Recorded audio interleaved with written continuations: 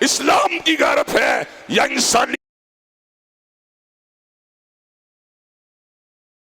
کی غیرت ہے؟ سامنے آ، مناظرہ کر کے تجھے چت کر کے دکھائیں گے، مباہلے میں آ، تیرے پہ لعنتوں کو پڑھتا ہوا لوگوں کو دکھلائیں گے۔ صحابہ کرام کا اکرام زندہ رہے گا۔ مومن و مسلمان سے جب غلطی ہو جاتی ہے، جب وہ دنیا سے چلا جاتا ہے،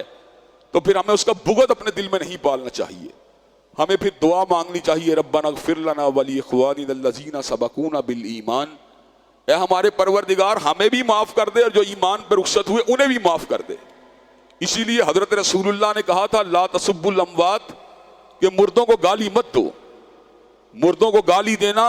عام مسلمان بھی ہو بہت بڑی قباحت کی بات ہے، اور ان کے بارے میں دعائے مغفرت، دعائے خیر اور کلمہ خیر نہ کہنا یہ بہت بڑی محرومی کی بات ہے۔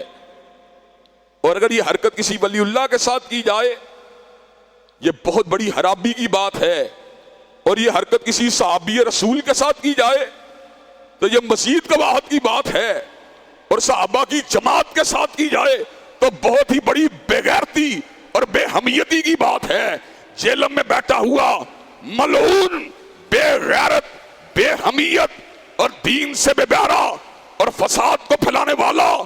اور زمین کے پر خیر البریہ کو گالیاں دینے والا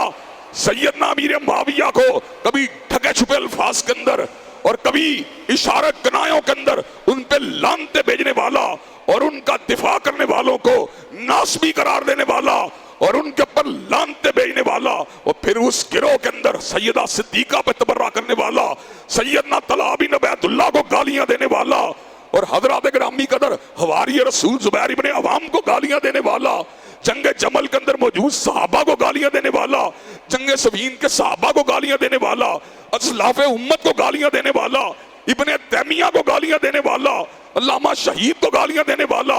اللہ کی گستاخی کرنے والا، حضرت رسول اللہ کی شان اقدس کے اندر بکواس کرنے والا، اور مسالک کی جو ہے پگڑیوں کو اچھالنے والا، وہابیوں بغیر تو کہہ کے ان کو مخاطب کرنے والا، بریلوی علماء کو گالیاں دینے والا، علماء دیوبند کو گالیاں دینے والا، وہ سمجھ نہیں آتی اس معاشرے کے اندر نقص امن اور فساد کو پھیلانے والے اس بے غیرت اور بکواسی کو کیوں پٹا نہیں ڈالا جاتا؟ حضرات گرامی قدر کیا دین ہی اتنا مظلوم ہے جو مرضی بکواس کرنا شروع کر دے؟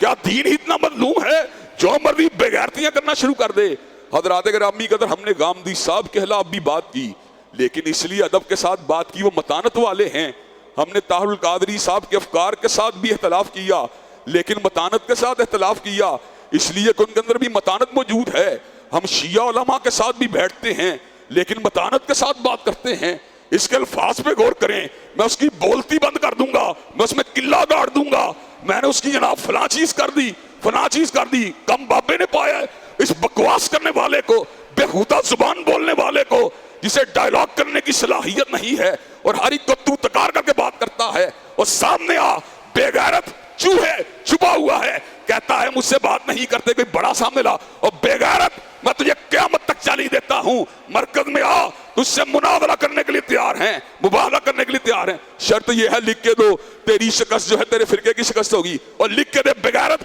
تیری شکست ابلیس کی شکست ہوگی۔ خبیث انسان، ذلیل انسان جو صحابہ کو گالیاں دیتا ہے اس کو کوئی عزت کا حقدار نہیں ہے۔ اور مرزا جیلمی اگر تیرے میں غیرت ہے، اسلام کی غیرت ہے یا انسانیت کی غیرت ہے، سامنے آ، مناظرہ کر کے تجھے چت کر کے دکھائیں گے، مباہلے میں آ، تیرے پہ لعنتوں کو پڑھتا ہوا لوگوں کو دکھلائیں گے۔ صحابہ اکرام کا اکرام زندہ رہے گا، حضرت علی المرتضیٰ کو بھی زندہ باد کہتے رہیں گے، حضرت امیر معاویہ کو بھی زندہ باد کہتے رہیں گے، حسن و حسین کو بھی زندہ باد کہتے رہیں گے، اور بنو امیہ سے وسطی صحابہ اکرام کو بھی زندہ باد کہتے رہیں گے۔ ہم اتنے بے غیرت نہیں کہ الفاظ بکیں کہ ہم صحابہ کے دور میں ہوتے ان کے پر تلوار رکھ لیتے، فڑے مت تیرا، تر فڑے مت تیرا، تیرے منہ پہ تھوکنا چاہیے۔ اور میں یہ بات کہتا ہوں اگر انتظامیہ میں اسلام کی غیرت ہو اور شاعر دین کی پاسداری ہو تو مرزا کو عمر قید کی سزا ہونی چاہیے،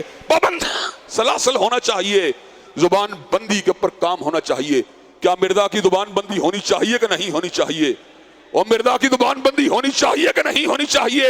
انشاءاللہ وہ مرزے چوہے بے غیرت انشاءاللہ تجھے تیرے بل سے نکال کے چھوڑیں گے. کتنی دیر تو سکرین کے پیچھے چھپا رہے گا؟ انشاءاللہ وقت آئے گا جہلم کے چوک میں تجھے پکڑیں گے, تجھے